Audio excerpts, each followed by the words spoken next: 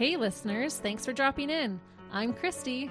And I'm Melissa, and this is Buried Motives, where we dig deep into the details of some of the most gruesome dirtbag murderers.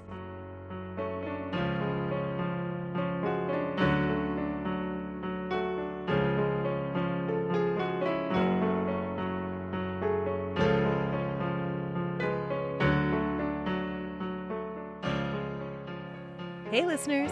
Welcome back to Buried Motives. We're so glad you're joining us this week. We are. It is cold here in Canada. It is December 1st, but you listeners warm our hearts. Absolutely. And if we warm yours, you could give us a review. That was pretty smooth, Melissa. I love it. But I agree. It's been a while since we've asked, so if you are enjoying our podcast, we would super appreciate it if you were able to take the time to give us a rating and an honest review of our podcast. We would really appreciate it if you did. That way we can keep taking you on wild rides about these true crime stories. For sure. It does help our podcast more than you realize. And Chrissy's got another crazy story for us today. I do. She's only told me that it's a family annihilation and nothing else. And you know how much I love family annihilations, so I'll try to keep my guessing to myself. Well, actually, I don't want you to keep your guessing to yourself this time. Oh, really? Yeah, and I'm going to get into that with you. But I do want to just warn our listeners that we are recording at night. And if any of you know us, sometimes we can get a little giddy at night. So hopefully we'll be able to keep this one under wraps and stay focused. No tangents this time. We'll see. No guarantees. Today, we are going to be taking another trip across the pond, and we're going to be visiting the UK. It's a great place to visit. Hopefully we can actually go in person one day. We're going to England, and this case is widely known in the UK, but surprisingly, it isn't talked about much in North America. Like Melissa said, I haven't told her even who we're going to be discussing today. I didn't even give her a name. This case has a lot of controversy over who the real dirtbag is. And as we all know, Melissa likes to figure out the case right away. So I thought it would be fun for her to figure it out along the way with our listeners and see if she thinks the right person was blamed for the grisly crime. Oh, I'm actually excited about this. I knew you would be. This is one case that I don't have to be like, what? Where it's okay if you ask a lot of questions. Not necessarily that I'm going to spill the beans right away, but I want you to try and figure out if they got the right person. Okay, so I can speculate away. Absolutely. And I must admit that at times while researching this case, I felt like police 100% got it right, despite their less than stellar conduct. But then, once in a while, I caught myself second guessing. The details of this case seem to be more like something out of a fictional crime novel, despite being one of England's worst family annihilations. This is the case of the White House Farm murders. However, we are going to start our case with a love story. That's how all family annihilations start. Yes. Ralph Neville Bamber was born in 1924 in Surrey, England.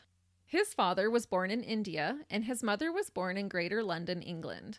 Ralph went by his middle name, Neville, so that is how I will refer to him. Neville had only one sister, but she passed away in 1949 at the age of 26. I never found any information supporting his sister having any children before she died, so this suggests that Neville came from a very small family. One day, Neville met the woman of his dreams, June Speakman. June was born in Essex, England, also in 1924. June was a very religious woman and much quieter than Neville. She worked as a secretary at the time, and that is reportedly how they met. The pair were married in 1949 at the age of 25 and were eager to start a family. Neville became an RAF, or Royal Air Force pilot, and magistrate at Witham Magistrates Court. He was a tall man at 6'4" and was in good physical health. That is super tall. Yeah, and he was fairly well built, a detail that will be important later. He was described by many as a good and fair man. The year they were married, the couple moved onto 300 acres, or 121 hectares, of farmland in Tolshunt, Darcy, on Pages Lane, 19 kilometers, or 12 miles from Colchester, England, or an hour-and-a-half drive northeast of London. The property, White House Farm, had belonged to June's father. There was a beautiful Georgian red brick house nestled on the property that the couple made their home. Neville would make a living farming this majestic land, as well as run a caravan park at O'Sea Road, which is like a campground. Both things he was very successful at, and the couple became quite wealthy. The only thing that was missing from their picture-perfect scene was fulfilling their wish to expand their family and have children. After 8 years of marriage, Neville and June decided to adopt a child. In 1957, they adopted a baby girl named Sheila Jean Bamber. She was born on July 18, 1957. 4 years later, they would adopt a baby boy. He was born on January 13, 1961, in London, England. He was born to Juliet Dorothy Wheeler. She was a vicar's daughter and had become pregnant through an affair with a man named Leslie Bryan Marsham, who was a British Army Sergeant Major that worked at Buckingham Palace as a controller. The boy was named Jeremy Paul Marsham before being placed for adoption. This would have been a big scandal at the time, and I assume that Juliet didn't have a lot of options other than to place her son to be adopted. Right. She might have even been forced to do it. That crossed my mind as well. I wouldn't be surprised. Neville and June adopted Jeremy when he was 6 months old from the Church of England Children's Society and kept his first name Jeremy, but changed the rest of his name to Jeremy Neville Bamber. And a fun fact, Jeremy's biological parents would find out from reporters what happened to their son later in life. By that time, they were married to each other, and both were working for Buckingham Palace under the charge of Queen Elizabeth II. Oh, that is interesting. Man, that Scratch is suspect one, though. I thought the dad was going to come back and claim his son. No, that doesn't happen. Okay. June and Neville were able to provide a good home for their 2 children. However, in the 50s, when the kids were young, June started to suffer from major depression. She was admitted into a psychiatric hospital on more than one occasion and had been administered electroshock therapy at least 6 times. It is crazy to learn about the treatments that they did for depression back in the 50s. Oh yeah, it's scary. Yeah. Unfortunately, this was pretty common practice for the time. The idea behind this therapy is that small electric currents are passed through the brain, intentionally triggering a brief seizure, causing changes in brain chemistry that can quickly reverse symptoms of certain mental health conditions. They actually still do it today. I know. It is still used as treatment in certain circumstances, but it's no longer a mainstream practice like it was in the 50s. That's right. It's used for really specific cases. That needs some pretty severe treatment, I would assume. Yeah, it's ones that usually haven't responded to any other sort of treatment. Right. Like a last effort. Despite June's mental health challenges, they were able to care for their children well. The kids didn't want for much. Both kids were given a private education. Because of June's strong religious convictions, they did raise the 2 children stricter than what others might have. June had certain values and standards that she wanted upheld. Was she extreme? The jury is out on that. Some sources say yes, while some didn't really indicate that to be the case. Okay. So I found conflicting reports on how extreme she was with her religious beliefs. Along with her depression, though, a lot of the times you can have a perfectionist personality that really does demand a lot from other people around you, as well as yourself. And I could see that to be true, to be honest. I think her intentions were good. And her conviction in her religion was very strong. So you mix it all together and that's what you get. Yeah. June and Neville's daughter, Sheila, grew to be a gorgeous woman. Absolutely stunning. She attended private boarding school and had the whole world ahead of her. At age 17, Sheila became pregnant. Being devout Christians, June and Neville were not pleased to learn of this news. Despite it going against their beliefs, they arranged for Sheila to have an abortion. Oh, that is shocking. It really is. But it's not unheard of. No. Often, sometimes you hear of this happening where that's totally against their beliefs, but when it happens to them, they let it slide. And was it because of shame? Probably. Yeah. Sheila's and June's relationship took an unfortunate turn after this happened. June was extremely upset that her daughter wasn't upholding the standards that she had put in place for her. On one occasion, June caught Sheila sunbathing naked with her boyfriend Colin, the same boy who she had become pregnant with. I read in one account that Sheila had been expelled from school twice, so she must have had a bit of a rebellious streak in her. So he wasn't kicked to the curb after he got her pregnant? No, she kept seeing him. Wow. June started calling Sheila the devil's child. She expressed concern that Sheila must have been possessed by the devil to behave in such a way.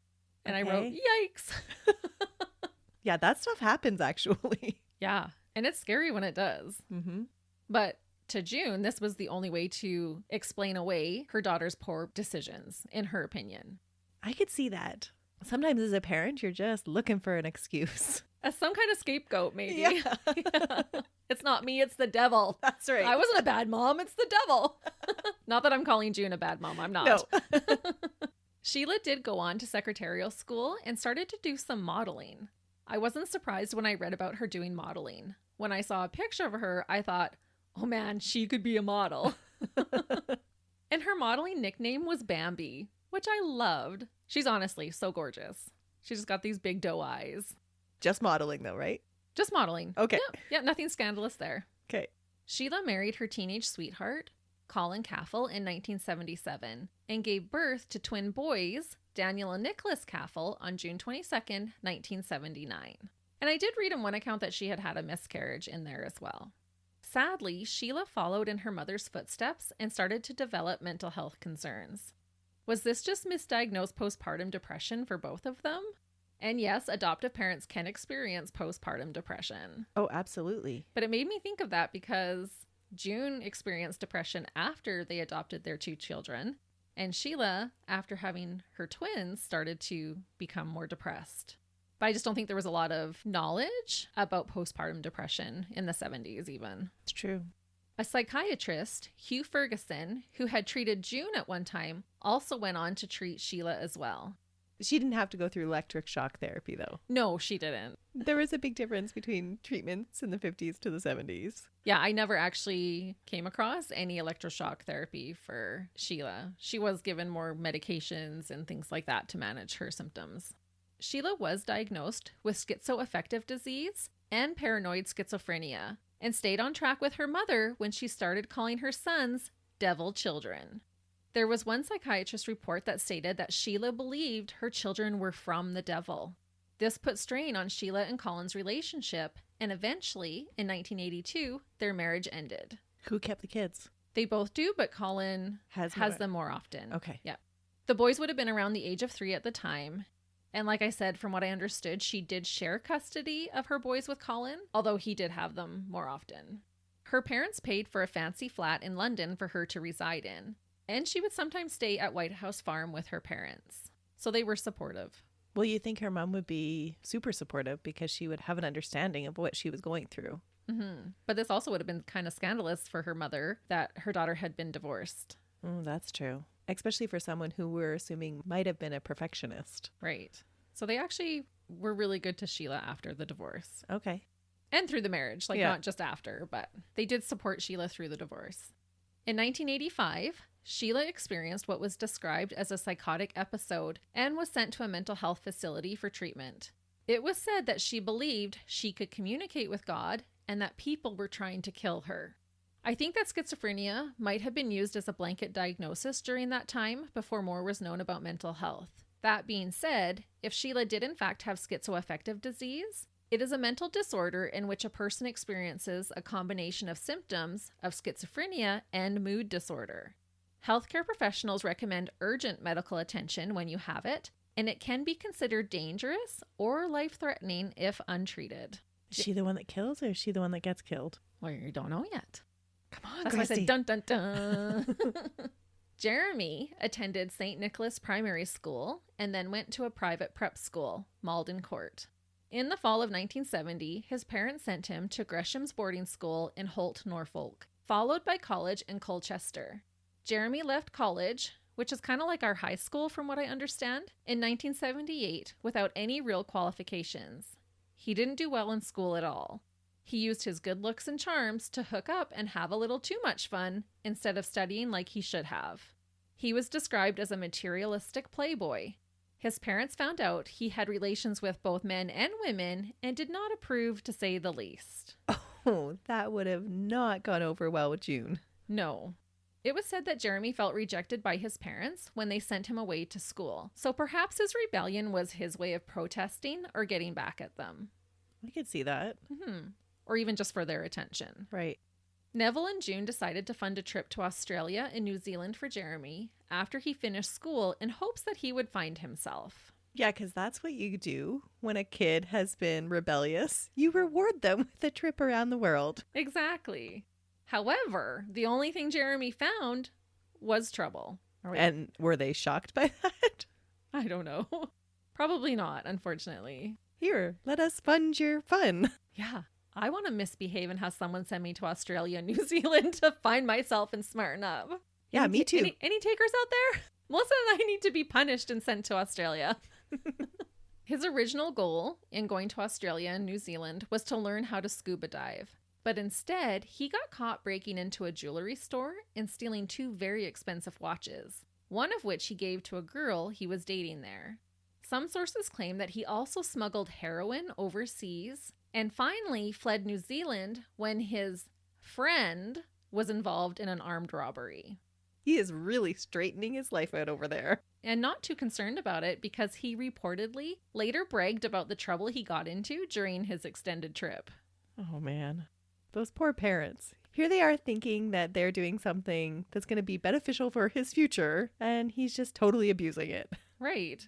All they've wanted is a family, and they've given their children a leg up in the world and every privilege that they can, and it's not turning out the way that they had hoped. Once back in England, Jeremy worked in a restaurant called Little Chef. He held down a few brief jobs, but eventually ended up working at the farm for his parents. And did he actually work, or did they just put him on the payroll? I think he actually worked. Okay. Maybe I'm too judgmental of him. Well, hang on to that thought. Okay. Jeremy did work, but he complained that he wanted to be paid more money for working at White House Farm. But he didn't take into account that along with a paycheck, his parents paid for the house he was living in and bought him a car to drive. Okay. Poor boy, right? Yeah. We feel really sorry for him. His rent-free cottage was at 9 Head Street in Goldhanger. It was only 5.6 kilometers, or 3.5 miles, away from his family's farmhouse. So he had a really quick commute to work. Jeremy's girlfriend, Julie Mugford, lived with him in this free cottage as well. Was she the one that he stole the watch for? No, that was a girl who lived in Australia. Okay. Or New Zealand. I can't remember which one it was. So he didn't bring that girl home with him? No. But this was a steady girlfriend of his at the time. Okay. And from what I understood, it seemed like she stayed there often, but maybe not all of the time. Not quite live-in. Mm-hmm. Kind of live-in. It's hard to be a playboy when you have a live-in. Well, and Jeremy still behaved like a playboy. Girls flocked to him because of his good looks and charm. And his parents' money. Yeah, that wouldn't hurt the situation either, I would assume. Along with this, Neville and June also gave Jeremy 80% ownership of the family's caravan or camping site business. His loving parents were trying to set him up for success, but he was too spoiled and greedy to appreciate what he was given. So much so that he even staged a break-in at the campground by trashing the place and stealing money from the company.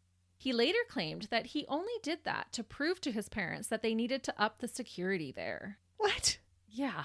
Not to take the money that he stole. Right. So Yeah. totally acting like a spoiled little rich kid. Yeah. Interestingly, I just listened to this whole podcast about permissive parenting and the follies of it. Not something you want to do.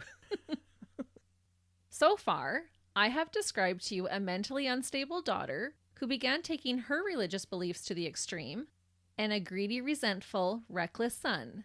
Keep this in mind as I begin to tell you about the horrific crime that would ultimately befall the Bamber family. Really, right now, I'm just feeling sorry for Neville. Yeah, Neville was a good guy. He really was. Nobody had anything bad to ever say about Neville. He had a difficult time with his wife, got her through all of her mental health issues and her religious things. And then his daughter takes ill with mental health issues, gets a divorce. He's looking after her. And then he still has to take care of this bum of a son that is actually stealing from him. Yeah, really. Let's take a moment to feel sorry for Neville. He's not going to be the murderer, is he? Yes, he is. Because he's big and strong. I did say that would come into account later. 6'4". That's pretty tall. That's a big man. That's a man you call sir. On August 6, 1985, Sheila brought her 2, now 6-year-old boys to visit her parents and brother. She had made plans to spend the whole week at White House Farm while she had her sons with her. Jeremy came to the house to visit and have dinner as well. Staff at the house said no one had acted weird. Sheila was reportedly in a good mood and seemed really happy. On August 7th, 1985, at 3:26 a.m., Jeremy placed a call to the local police station. He didn't call 999, which is our 911. Instead, he took the time to look up the non-emergency number. When police answered, he told them that he had just received a phone call from his father stating, quote, "You've got to help me. Please come over. Your sister has gone crazy and has got the gun." He said that after that, the line went dead. Jeremy told police that his sister had a history with mental illness and that his father did keep guns in the house. Interestingly, before calling the police, Jeremy called his girlfriend Julie. Not knowing what they would be in for, before heading to White House Farm, police gathered a team to investigate. They also asked Jeremy to meet them at the house. Police were... But wasn't he already there? No, because he lives 3.5 miles away. But he went over for dinner. He did, but this was 3:26 in the morning. He had reportedly gone home around 10 o'clock that evening to his own house. Okay. And he had said he was in bed by 11 and then had been woken up at 3:26 in the morning when his father called. Okay. There's no buddy is trying to sell off the farm for their retirement or get rid of all the stuff. No, not like our Thanksgiving case. Okay. No.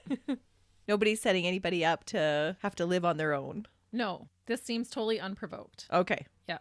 At the time, Neville and June were paying for both of their children's homes. Yeah. And that's what I mean. If they're the ones that are going to end up dead, I want to know, were they thinking that it was time that their children tow their own weight? No, not at all. They were happy to keep taking care of their children. And we're doing it generously. Mm-hmm. It sounds like it. Yeah, Jeremy had a whole cottage and Sheila had a beautiful flat in London.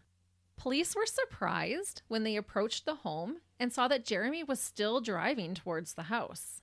They knew he only lived 3.5 miles away and should have gotten to his parents' property well before they did. Officers commented that it was odd how slowly they saw Jeremy driving. He was actually known for driving fast.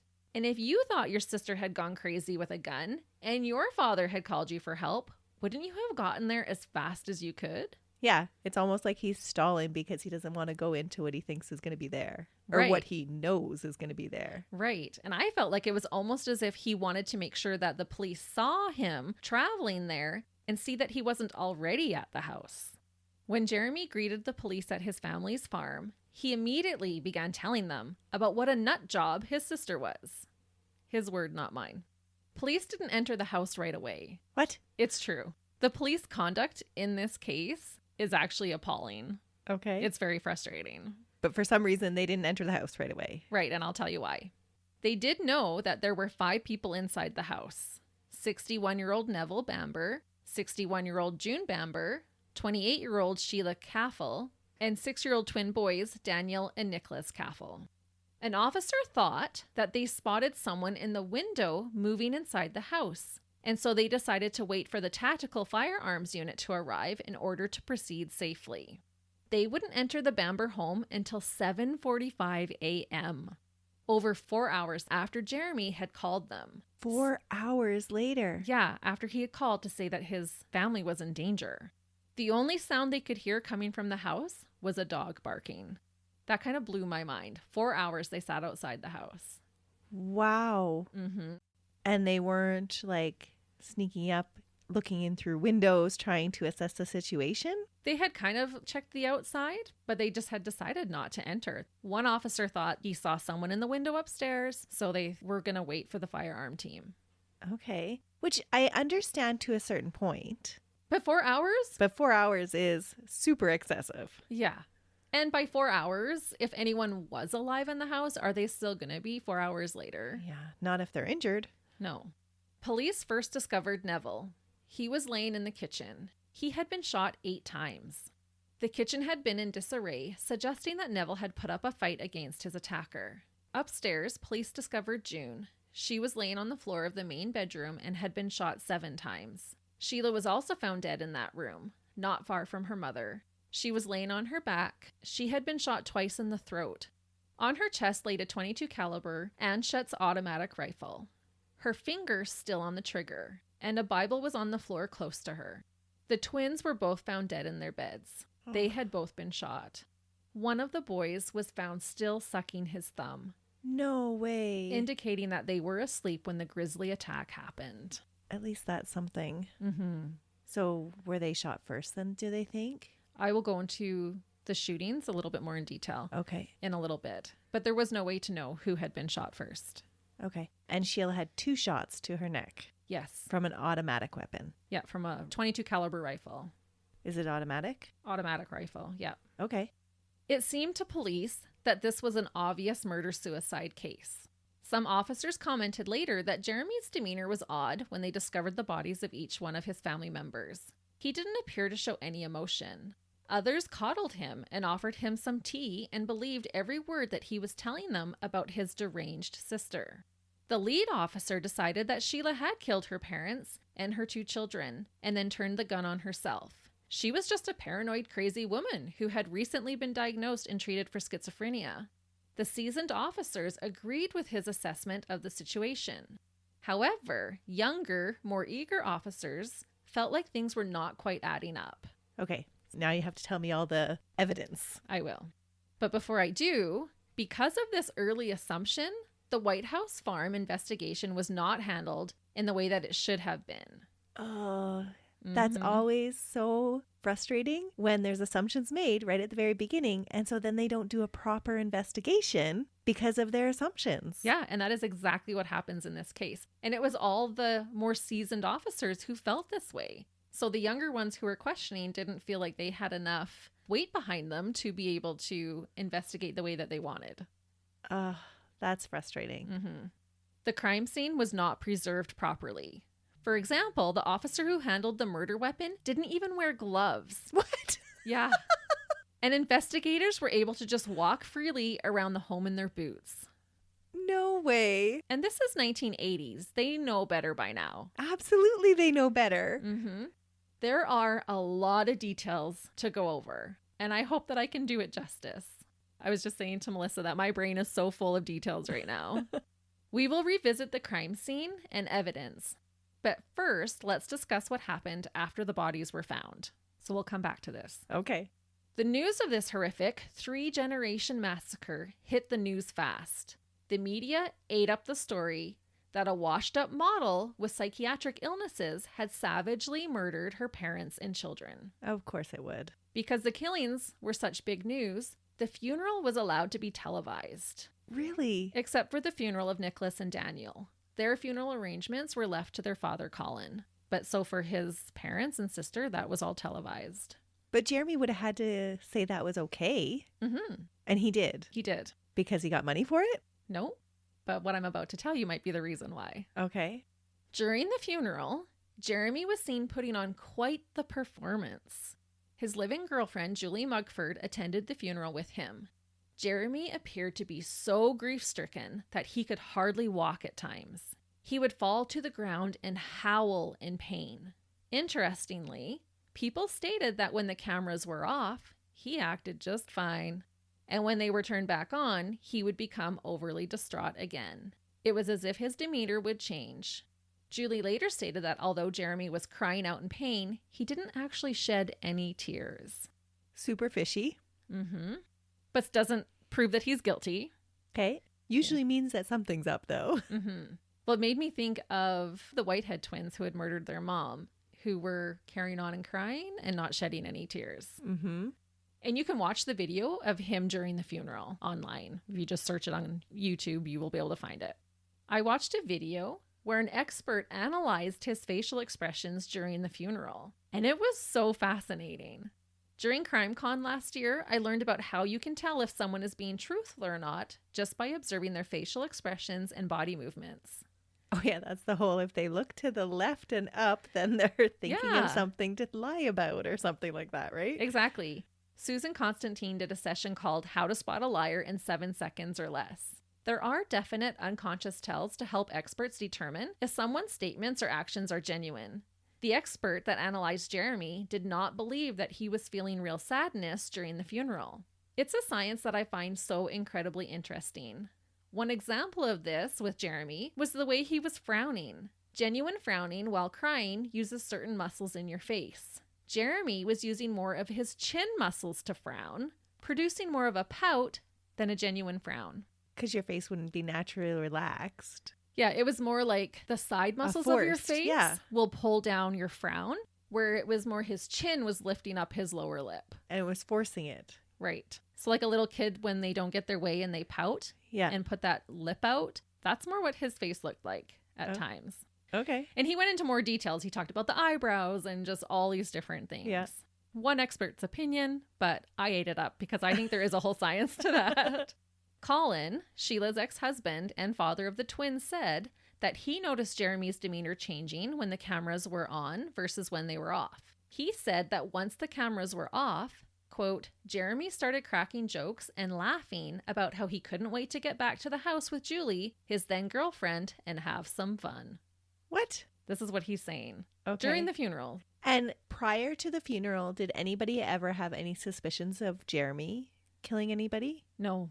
So the funeral is their first time having any suspicions like, this is not right. Something is odd about this. Right. And the people who are just watching this on TV would just feel so bad for Jeremy because Right. they're just seeing this totally distraught man who can hardly walk. And who can blame him? Because his whole family's just been annihilated. But the people at the funeral are raising eyebrows about his performance. Correct. Okay. With both of his parents deceased, Jeremy inherited everything they had. Because his sister was also dead, he no longer had to split it 50-50 with her. The estate alone was worth £500,000. Today, that is just over 1.5 million Canadian dollars. But it sounds like his parents were already giving him anything that he wanted anyway. But we're making him work at the farm. Right. Jeremy started to sell some of his family's items, including some of his father's vehicles. He allegedly used some of the money to purchase drugs. Oh. Another action of Jeremy's that didn't really spell out, I'm devastated that my entire family has been murdered. So much that I'm falling over at their Right. funeral. Exactly. Was when he discovered nude photographs of his sister and offered the Sun tabloid first dibs at purchasing the photos from him. No, he did not. Dirtbag move.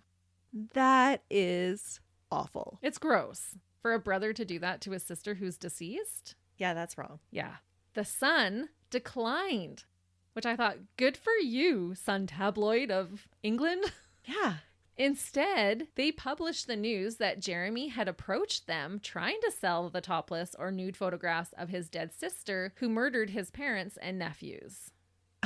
So they still got their story out. They just didn't have to pay anybody for it. And touche on their part. I love that. Like, Yeah. No, dirtbag, we don't want your dead sister's nude photos, but we're going to let the world know what a creep you are. I feel like that was their reward. They should have got the story. Good job. Yeah. Because not every tabloid would have had the same honor. They would have taken them and run. Yeah, don't I you think you're right about that. Yeah. In a surprising twist of events, Jeremy's girlfriend, Julie, decided she could no longer live with the guilt she was feeling and went to police to tell them what she knew. Apparently, the two had broken up over another woman. Some people think that Julie was just a jilted ex-girlfriend and said the things that she did to get revenge on Jeremy. And you can tell me what you think. There's so many what ifs and questions about this case. Okay. And this is where I say it's kind of like a fictional crime novel because it kind of keeps you guessing. Julie claimed that she had been asking her boyfriend of 2 years repeatedly about her concerns regarding his family's murders. She said he kept getting upset with her for asking. Finally, while at his dead sister's apartment, an ex of his called and he made arrangements to meet up with this woman right in front of Julie. In his anger, he twisted her arm up behind her back, and this was the final last straw for her. Okay, sorry. Why was he angry at her? Because she was on his case about it. She kept questioning about the murders, and then his ex-girlfriend called at the apartment of Sheila's, Yeah. and she got upset that he had made basically a date with this woman, and he got mad and twisted her arm behind her. Okay. And then she's like, we're done. There was this altercation after the phone call. Correct. And it was after this altercation and their breakup that she came forward and went to the police. So it sounds a little bit vindictive, but you still have to have some facts to support your vindictiveness with. Mm-hmm. And that's the thing. We don't know for sure, are these facts or not. 4 days after the attack, Julie told police that Jeremy had started talking about murdering his entire family long before they were all murdered, like 18 months prior. She claimed that he originally was wanting to poison everyone and then start the house on fire. Julie said she thought he was joking because he often said things simply for shock value. In addition, Julie said that Jeremy often spoke of all the money he was set to inherit one day. The night of the murder, Julie stated that Jeremy had phoned her and told her, quote, "It's tonight or never." After this little conversation with Julie, police decided that maybe they should finally arrest and bring in the only survivor of the Bamber family for questioning. And this is like 2 years later? No, this is just weeks later. Okay. The only thing Jeremy would give to the police was denials. He was arrested on September 8th and remained firm in his statement that he did not have anything to do with his family's deaths. He used his parents' money to hire the most top-notch lawyers that he could. So they must have had a little bit of evidence to go on to straight up arrest him instead of bringing him in for questioning. The research I found said that they arrested him and brought him in for questioning off of her testimony. Interesting. So he's arrested on September 8th and he was let out on bail on September 13th. And on top of that, he was given permission to take a vacation to the south of France. Sure, leave the country. You might be a murderer, but enjoy your vacation. Right. You seem really stressed, sir. This must be hard on you. Go and live it up in south of France. Okay. I wrote, what? Like, that does not make sense to me. Usually you have your passport removed. Yeah, you were totally a flight risk, let alone them saying, yeah, go to France, have some fun. They probably thought he was this super upstanding guy because he asked permission. Oh, by the way, I'm going to France. Is that okay with you guys? Right. Maybe he started sobbing and falling on the ground. Maybe. I do want to note that Julie implicated herself in some crimes with Jeremy, like breaking into the family campground. Her crimes were pardoned in exchange for her testimony. Okay. There were some other things that she had on her record, like possession of marijuana and a few small petty theft things like that. And it was all expunged for her testimony. But this made some people question the validity of her statements. That deal came about after she already went to the police and told them. Yes. Right? Yeah. She's already told the police her story, and then she finds a way to make it the most beneficial for her afterwards. Or I don't know if she was like, I'm going to tell you some things and I don't want to be implicated when I do. Okay. I'm not sure exactly how that went down. When Jeremy returned from living it up in France with a buddy, he was promptly taken back in on September 29th for the 5 murders of his family members. Like they did during Jeremy's trial, let's go over some of the evidence in more detail. Sheila's psychiatrist stated that Sheila was schizophrenic and had stopped taking her medication. He also said that Sheila had told him prior to the murders that she wanted to kill her children. She called them devil children, just like her mother had called her. In addition, he claimed that Sheila had expressed her desire to kill her mother and struggled with suicidal ideation. It's all believable.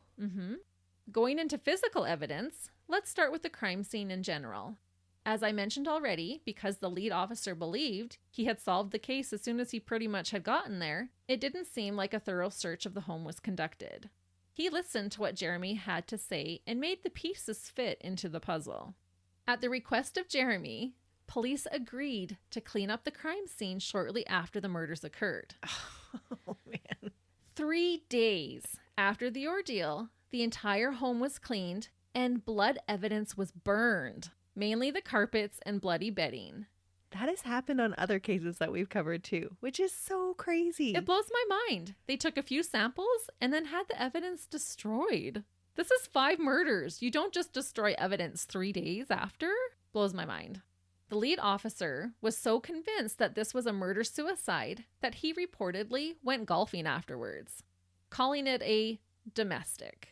Jeremy's cousins came to the lead investigator, asking him to investigate Jeremy as a suspect, but they were allegedly asked to leave his office. And when did his cousins go and ask the investigator that? Soon after the murders had happened. Before he went to France and before his girlfriend turned him in? I believe so. Or it could have been happening around the same time. There wasn't a definite timeline of when they went, but soon in the investigation. Okay. Jeremy's clothing wasn't inspected until a month after the murders. The murder weapon was handled, like I said, without gloves and not fingerprinted for weeks. The bodies were allowed to be cremated, and more evidence was destroyed 10 years after the trial. They're like, let's clean up some evidence. Okay. What I get from this is that the crime scene wasn't really treated and processed like a crime scene at all, which is really unfortunate and leaves us with a lot of questions. Next, let's talk about the murder weapon, the gun. Neville had a large gun collection that he took very good care of. He always first cleaned and then put away any gun that he used. He never left them laying around the house. Especially when you have 6-year-old twin grandsons that are going to come there and play for the weekend. You're not leaving guns around. For sure you're not. Yeah. And Neville was super responsible with his guns. I'm having a hard time believing anybody but dirtbag Jeremy committed this crime. But maybe you'll tell me something else that will change my mind. We'll get into more details. Jeremy had claimed that he was the one who had taken out the .22 rifle that was used in the mass murder. He loaded it and was going to go out hunting rabbits, but then ended up not going. At 10 o'clock at night? No, this was during the day. Okay. He's like, yeah, I was going to go hunt rabbits. I took out the rifle, I loaded it, but then got busy, didn't end up going. Okay. He told the authorities right away that he had left the loaded gun sitting on the table with a box of bullets next to it. He was like, my sister is crazy, and I left a loaded gun inside the house, out in the open. And I have two beefs with this statement. First of all, who does that with two 6-year-olds, like you said, running around the house? And second, it doesn't seem likely that Neville would have let the loaded gun just sit on his kitchen table for the better part of a day unattended. Right. But I feel like Jeremy was trying to put these thoughts into the police officer's head. He's telling them right away, I touched the gun, I put it there, and I left it there. So there it was sitting in the open. And that's why my fingerprints are all over everything. Mm-hmm. An officer thought he saw someone in the window, like I said, after they arrived. And that was the reason they didn't enter the house immediately. Supposedly, they suspected that it must have been Sheila walking around upstairs. Did they hear gunshots while they were there? Nope, that was my next line. However, no gunshots were heard by the officers waiting outside. Like I said, the only thing they heard was a dog barking. You're going to hear a shotgun. Yep, especially twice. Yep. If she did shoot herself, they should have heard those two shots. A few days after the murder, one of Jeremy's cousins found a silencer put away in the gun cabinet. The silencer had blood on it. He said it was just a small sticky spot. He took it to the police, and the blood did match with Sheila's blood type. Or it could have been a mix of Neville's and June's blood together. Again, remember that Neville always cleaned his equipment after using it, and it seems unlikely to me that both of their blood would end up in the exact same spot on the silencer to mix together. Yeah, that's hard to believe. Seems fishy to me. The sample wasn't large enough at the time for a full analysis, but the blood type was able to be determined. And the twin boys had different blood types. It was not a match to the boys. Okay. A blood spatter expert concluded that the blood on the silencer was back spatter caused by a close contact shot. However, another expert claimed that back spatter would not be possible if the silencer was used. There was also a hair found stuck to the silencer, and red paint had been transferred onto it. Red paint from what? The red paint was later proven to be a match to the paint on the Bamber's mantle, suggesting that the gun hit the mantle during the struggle that the attacker had with Neville. Jeremy's legal team would later try to argue that the paint was planted there to make him look guilty after the murders. By his cousins? Mm-hmm. Did they stand to gain anything from blaming Jeremy? Yeah, you are asking all the right questions at the right time. The defense argued that the cousin who found the silencer stood to gain financial reward if Jeremy went to prison. He would be included in the beneficiaries. Okay, so he was next in line? Yes, his family. It was June's sister's family, because remember, Neville has no other family. Right. The blood type also matched the father of this cousin, who was also in the home when it was discovered. Another person that was in the home when it was discovered was Anne Eaton. She was one of Neville's secretaries, and she would later be allowed to live in the home. By who? The estate. They would be next in line. Okay. The estate executor was also in the house and did corroborate their story of finding the silencer in the gun cabinet. He didn't have anything to gain. No. Okay. But he was like, no, I was there. I saw them discover this. If only the police had done their job to begin with. Yeah, and had actually searched the whole house. And honestly, would you not thoroughly search a gun case? Yes, but now the silencer does explain why the twin boys were still asleep. True. Which to me does help support the thought that the silencer was used. Yeah. What the prosecutors argued is that if Sheila used the silencer to kill everyone else, Why would she put the silencer away in the cabinet before killing herself? Exactly. They presented the idea that Jeremy shot everyone with the silencer, and then when he placed the gun under his sister's chin to make it look like she had shot herself in the neck, he realized that the gun was too long with the silencer attached to it for her hand to reach the trigger and have the gun rested under her chin. They believed that Jeremy took the silencer off, put it away, and then staged the gun on his sister. So of her 2 bullet wounds, were they of different sizes? Because I'm thinking if he shot her first with the silencer to incapacitate her, then had to stage a shot so that her fingerprints would be on the gun, those bullet wounds would be different sizes. They were both close range. The recoil of an automatic weapon, I'm thinking, is going to push the gun more into your skin. Your hand's going to jerk, and it's not going to change that amount of distance to get a second shot off. Yeah. And they do determine, which I'll talk about in a minute, that the 2 shots were slightly different in space from her body. In addition to the silencer, there was also a sight for the rifle that was put away. This sight always stayed on the rifle as they used it to hunt. The sight was screwed onto the rifle and had to be removed with a screwdriver. It wasn't easy to take it on or off and had to be reset each time it was put back on. So it was weird that it had been removed. They kind of always left it on that rifle. But if you're shooting something close up, you don't need a sight on the gun. Right. Okay, so what about fingerprints? When the rifle was finally fingerprinted, a print from Sheila's right ring finger was found on the right side of the butt, pointing downwards. Jeremy's forefinger print was found on the breech end of the barrel, above the stock and pointing across the gun. But he did admit to handling the gun earlier that day.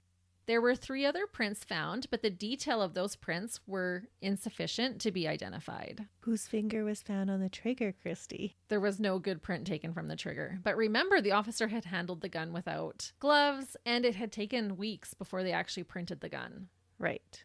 Who's grabbing a gun with your ring finger? That's an awkward grab. That's what I thought. Jeremy's forefinger was on there, but it was her ring finger, which did seem weird to me. Yeah.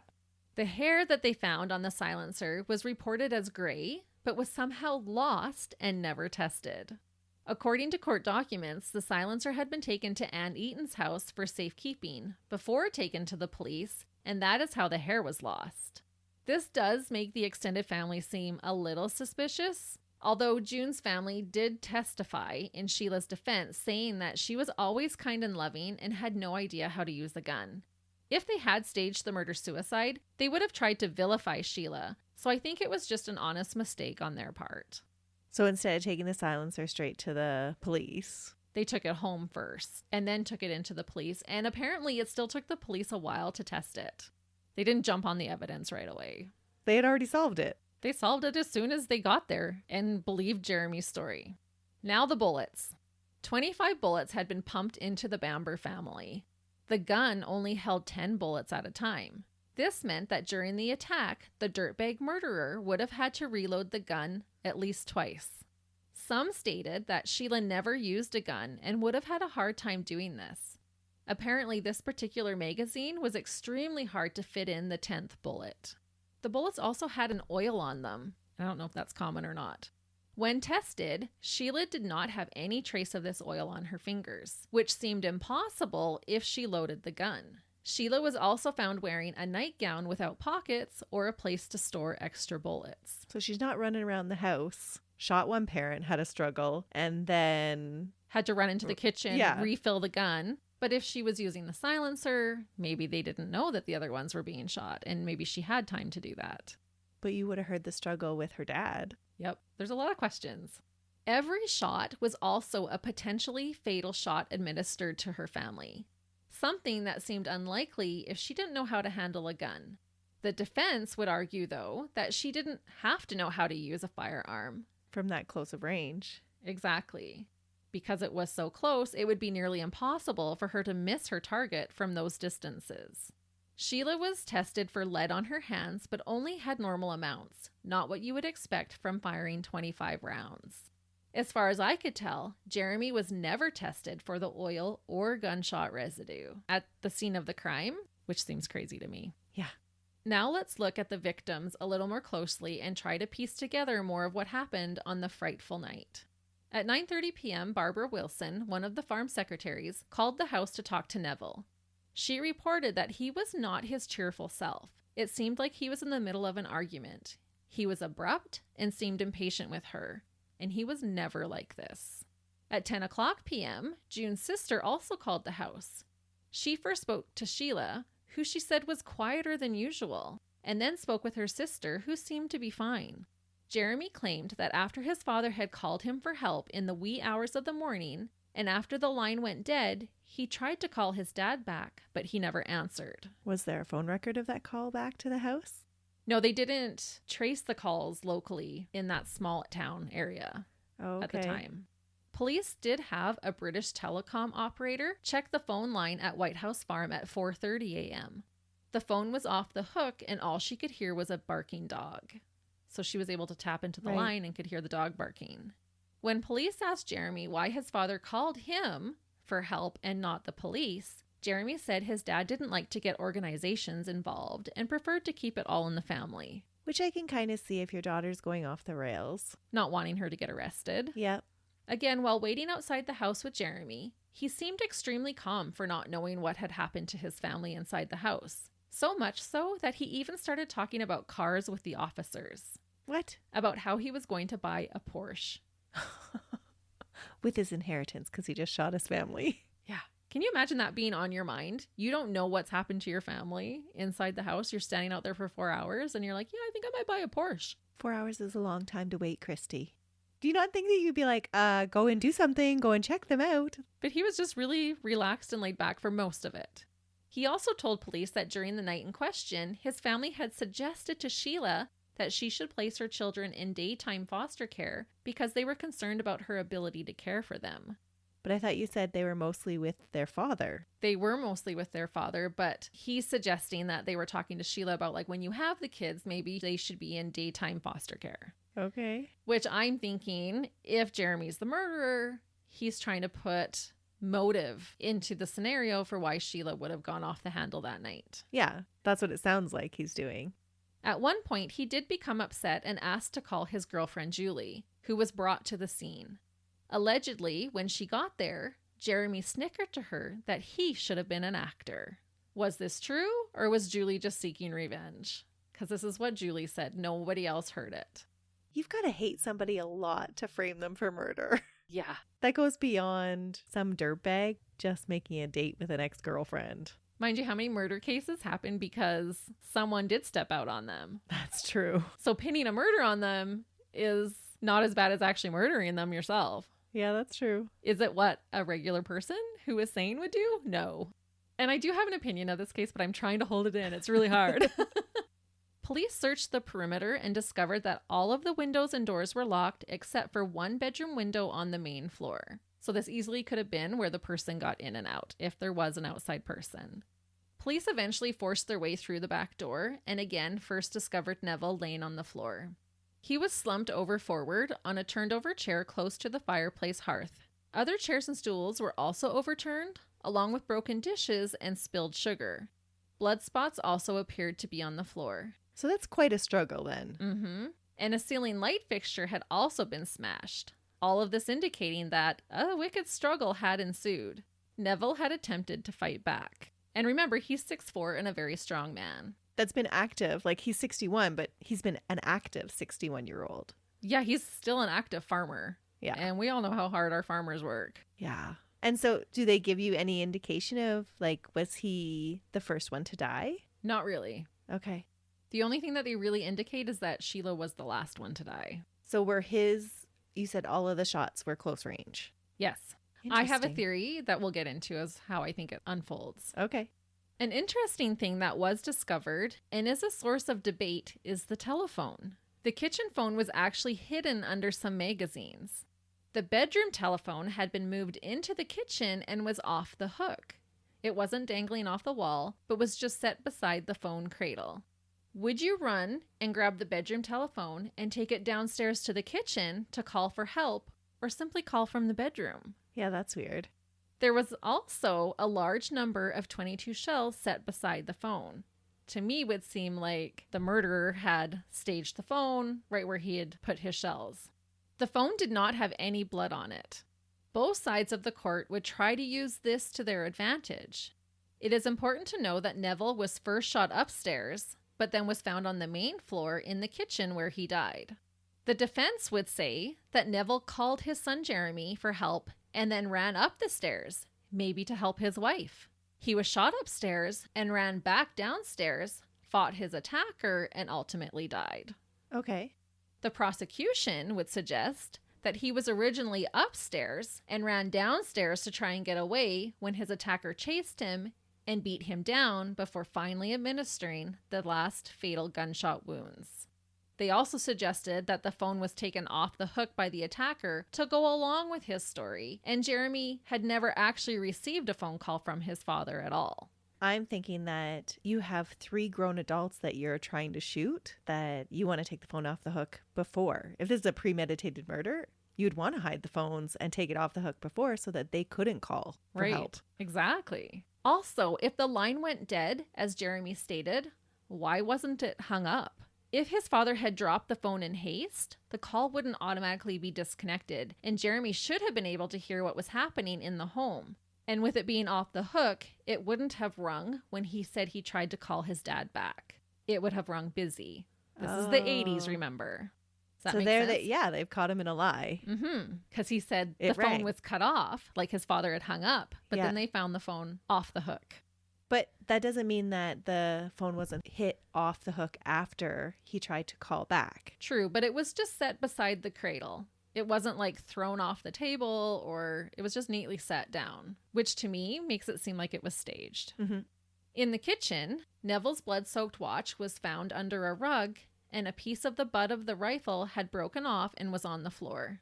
Neville was wearing his pajamas and had been shot 8 times.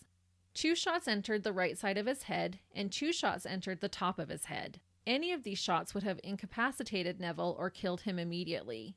He also had severe injury to his face. There was a wound to his left side of his lip and to the lower left part of his jaw. His jaw was fractured, and his teeth, neck, and larynx were badly damaged, making it impossible for him to speak clearly on the telephone. He also sustained bullet wounds to his left shoulder and a grazing on his arm above the left elbow. So those ones were when he was running away? Yes, because he was shot upstairs. Yep. So that might have been where he was hit on the shoulder and grazed, and then ran downstairs, a fight ensued, and then ultimately had those 4 bullets into his head. Right. And did they find those bullets in the house? Yeah, all the bullets were accounted for. So where were those bullets found that grazed him? Like, could they tell the trajectory of them, that he was running down the stairs? In the information that I found, it didn't say. Okay. Just that they were all recovered. With all of the victims, some were inside the victims, some were outside the victims. It was hard to differentiate. But I guess they didn't do a proper investigation, so that evidence was all lost. It's true. And I don't think that they did, because I had even read that they didn't even really take proper notes. Neville's face was badly bruised, and he had a plethora of other injuries that indicated he was beaten with a blunt object, likely the butt of the gun. Which made it break. Right. He also had 3 circular burn marks on his back that may have been caused by the gun barrel. Many people question if Sheila would have had the strength to fight her father in this manner, considering how much larger and stronger he was than her. Right, but if she was in a psychotic rage... You never know. Yeah. And everyone was in their pajamas. Like, everyone was going to bed or in bed. And so, like we've said before, there's that element of surprise and disorientation. Mm-hmm. June, as I mentioned, was found upstairs on the floor of her bedroom. She was near the doorway and was heavily soaked in blood. She had been shot 7 times. It appeared that she was first shot while laying in bed and then got up to try and get away.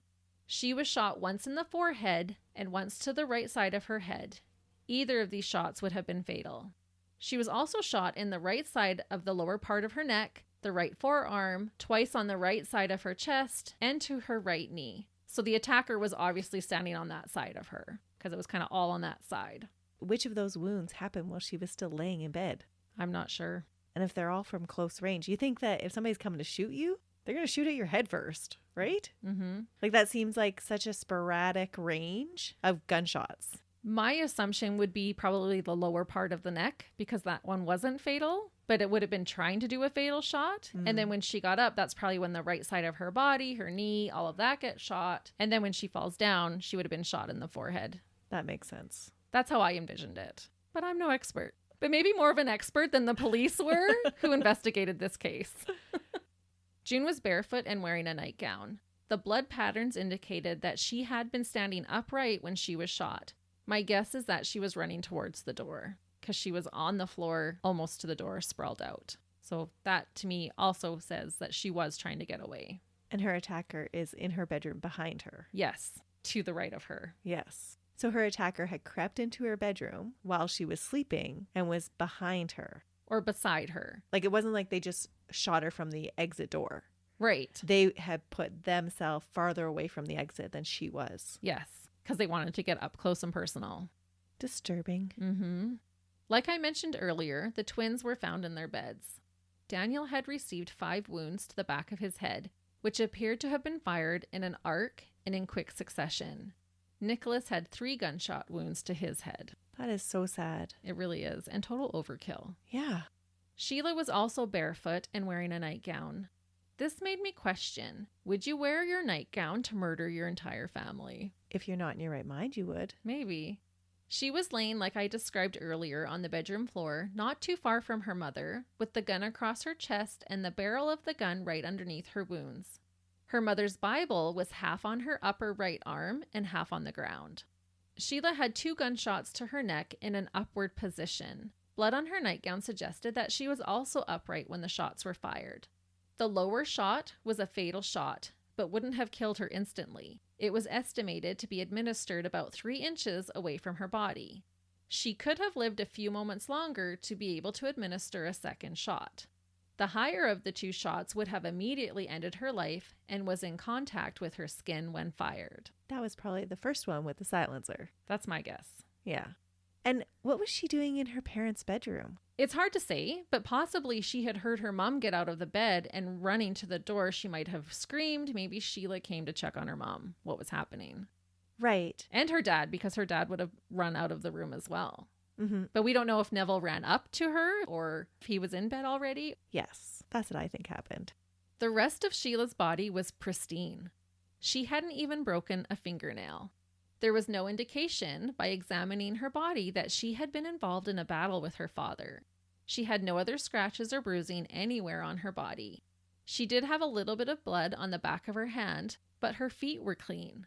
They did not have abrasions from the glass and broken items that were in the kitchen, nor did she have any traces of sugar on her that had been spilt during the struggle with Neville. And they never checked Jeremy for any abrasions. Nothing. He was not even looked at as a suspect. Unfortunately, the pathology reports could not decipher if she definitely had been murdered or had taken her own life. Both were possible. It was also noted that Sheila had cannabis in her system days before her death and had taken her antipsychotic medications. Both were found in her system, even though her psychiatrist had testified that she had stopped taking her medications. But the psychiatrist for the defense Was her psychiatrist. Okay. The vicious manner in which each person was killed suggested overkill on the murderer's part. Some people, including one of Jeremy's friends, suggested that Jeremy likely hired someone to do the killing for him. However, June's bike was found muddy at Jeremy's property. It is believed that he may have taken his mom's bike home with him at some point and then used that bike to go to and from the family's home undetected. The bike ride was only about 15 minutes one way. No one reported seeing Jeremy riding his mother's bike to or from the White House farm. Well, who's watching at 10 o'clock at night or past 10 o'clock at night? Would have been past. That's a lot more inconspicuous than a car that has headlights. Right. Which would indicate premeditation and forethought. Mm-hmm. So what are you thinking so far? Oh, it's totally Jeremy. There are so many little details in this case to consider that I cannot possibly mention them all. Was Sheila mentally unstable enough to kill her parents and children before committing suicide? Were the murders carried out by a third party, possibly a hitman? Was Julie a dirtbag ex taking advantage of a tragedy to get back at Jeremy? Or was she a hero who had the courage to come forward and crack the case wide open? Do you think Jeremy slaughtered his entire family for the inheritance? And can this be proven without reasonable doubt? I guess that it was Jeremy, but I'm not sure he'll get actually charged. I think there's a lot of doubt. Well, we'll get into the trial. Jeremy's trial lasted 19 days. he was found guilty of all 5 murders. I'm actually surprised. Just a year after the murders were committed, on October 18th, 1986. The judge told Jeremy that he was, quote, evil, almost beyond belief. He was given 5 life sentences with a recommendation of serving a minimum of 25 years. On December 15th, 1994, Home Security decided that Jeremy should remain in prison for the remainder of his life. This life tariff means he is no longer eligible for parole. Jeremy has tried desperately to have this decision reversed, but to no avail. Good. He has had some well-known appeals, one of which was highly publicized in 2001. During his appeals, he has brought up some compelling arguments to suggest that he is innocent. A lot of these accusations are in regards to how the crime scene was handled, how certain evidence was mishandled or left out altogether. Jeremy has built a huge entourage of people who believe he is innocent. Some highly influential people support him in this endeavor, including an officer who worked the case. A younger officer or an older officer? I don't know. He would be older now, either way. But one of the ones that originally wanted to investigate more, or one of the ones that was out golfing because they thought they had solved the case? Right. Which one's supporting him? I'm not sure. That would make a big difference, right? It would. Because I'm going to support him and say that he isn't guilty to cover up my poor policeman work. Right. But it wasn't just that officer. There was even a really well-respected crime journalist who totally believes he's innocent. Like, there's some really influential people who are on his side. I'm curious to find out what kind of things he's saying that prove his innocence. Because right now he's looking pretty guilty. He is. But there is a lot. And those were the moments when I was reading them that I was like, oh man, like that wasn't included. Or was that a lie? Like, it's just so hard to tell. That was like the Patty Roar case. It's true. Yeah. Except I do think Patty Roar had something to do with it. But on this one, are you really on the fence? No, I'll talk a little bit more. Okay. No, I do think it is Jeremy, but I don't think it's without some iota of doubt. Yes, I am surprised that he was actually convicted because it sounds like there is some reasonable doubt. Right. I feel like if the crime scene had been processed properly and he had been taken into custody right away like he should have been, I don't think we'd have any doubt. Mm-hmm. In 2005, Jeremy's lawyer stated to the Home Secretary that they had 4 million documents in the case, and 1/4 of those documents were never presented in court or disclosed to the court. Why not? It is a rabbit hole to go down that avenue. I would need another entire episode to discuss it, but they're claiming that 1/4 of the evidence was never even presented.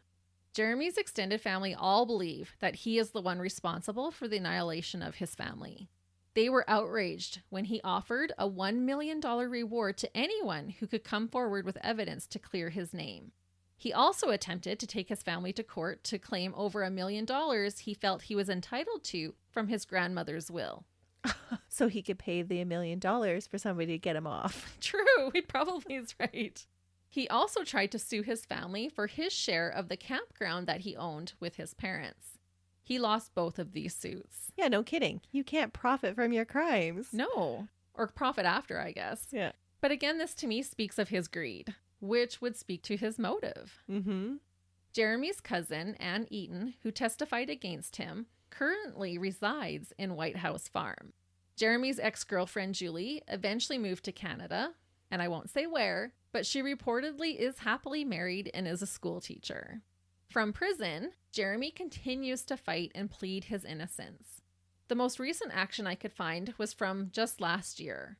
On March 10th, 2021, a new application was submitted with the criminal CCRC for a referral to the Court of Appeal. Just this month, Jeremy's team has submitted 10 new items of evidence that will cast doubt on his conviction. Allegedly, they pertain to the burns on Neville's back, not actually being caused by a rifle. In prison, Jeremy was attacked in 2004 by a fellow inmate while he was talking on the phone. He was stabbed and required 20 stitches.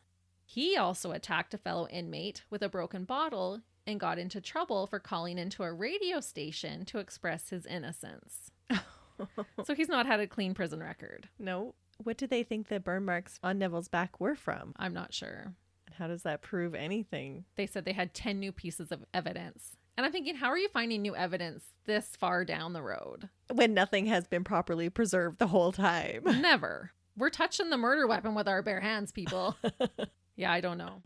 As far as I could tell, Jeremy is currently confined at HM Prison Wakefield. He has worked as a peer partner, helping other inmates read and write. He has transcribed books while in prison into Braille and has even won several awards for doing this. At least he's doing something good with his life. That must be a thing that he learned while in prison. He has been able to study sociology and media studies. He gets a daily badminton lesson and actively draws pictures of supermodels that he has sold through an outside agent. Huh, that's quite the lifestyle for him. I know. Jeremy was given compensation twice while incarcerated. Once for having his Game Boy stolen, and once after sustaining whiplash during a prison transfer. Still an attractive man, Jeremy has had 3 relationships in prison. This just always blows my mind. Me too. And to make that even blow your mind more, one of these relationships allegedly was with a police trainee. No way. Mm-hmm. He claims that he receives on average 50 letters a week from women admirers. I guess even dirtbags need love. It's a real thing. It's always surprising to me, though. Shocking. A TV series has been released about this case in the UK titled White House Farm.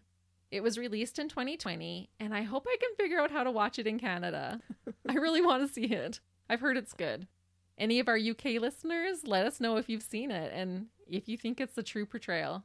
I plan to keep you all informed of any updates that I discover about this case, as it seems that Jeremy will never stop fighting for his release. However, before I end, regardless if you think Jeremy is guilty or not, I will leave you with one last quote from the judge who gave Jeremy his sentence. He said, quote, "I find it difficult to foresee whether it will ever be safe to release someone who can shoot 2 little boys as they lie asleep in their beds." Yeah, that's just awful. That's so cold-blooded. Mm-hmm.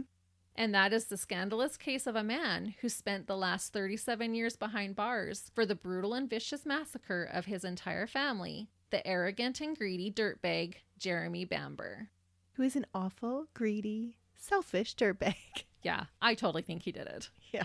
But there were times, like if you go onto he has a whole website and a forum, and if you go on there and start reading it, if those things are true, you're like, oh man, he might be innocent. Yeah, but there are so many people that can sell so many things. Like, look at the whole conspiracy group that follows around and says Sandy Hook never happened.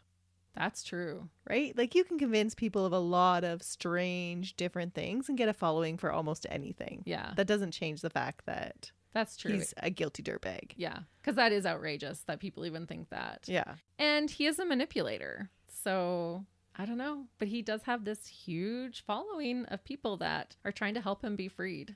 But it sounds like he's also received schooling to do just that. He attended media studies and sociology. True. I never even made that connection. Like, that's just priming him to manipulate the public and the media into believing his story. To the point where he even got in trouble for calling a radio station when he wasn't allowed to. Yeah. Yeah, just trying to plead his case to whoever will listen. Mm-hmm. It sounds like he's always been selfish his whole life. Oh, absolutely. But I am curious if there are any of our listeners that think otherwise. Yeah, if anyone thinks that Sheila actually did murder her children and family and then committed suicide, let us know. And let us know why you think that. It's always fascinating to hear somebody else's views on it. It's true. But before I ramble on even more, because I could obviously talk about this a lot, do go to our Facebook page and let us know. We would love to chat with you there. But until then, we hope you have a wonderful week. See ya. Bye.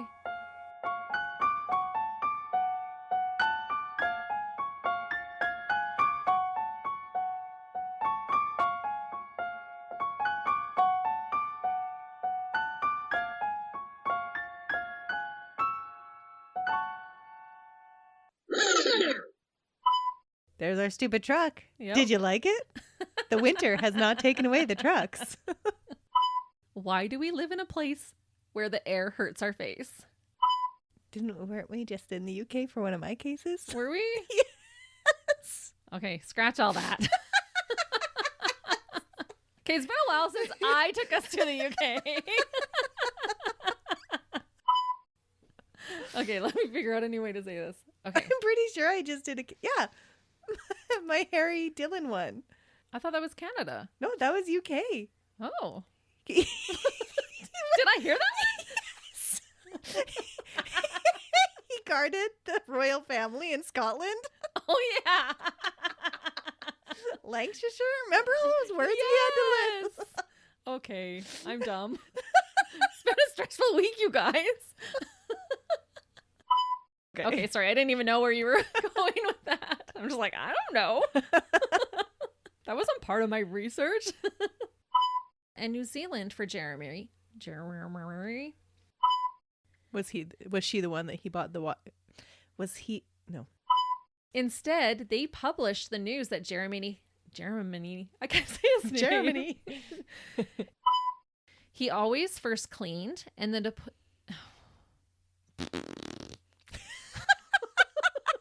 That is how we feel today, listeners. It is. My mouth and brain are not cooperating. I'm having a hard time believing anybody but Jeremy. Jeremy. But dirtbag Jeremy. He's just a germ of a man. Do you ever say a word and then it's just like weird to you? Yeah. Have you recorded with me before? And you're like, that sounded fine. And I'm like, no, I don't think so. Or you're like, did I say that right? No.